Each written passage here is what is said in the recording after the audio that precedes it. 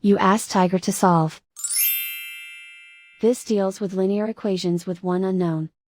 The final result is x equals 2. Let's solve it step by step. Simplify the expression. Find the greatest common factor of the numerator and denominator. Factor out and cancel the greatest common factor. Isolate the x.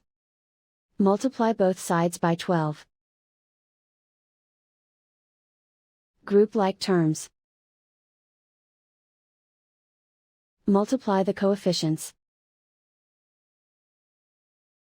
Simplify the fraction. Multiply the fractions.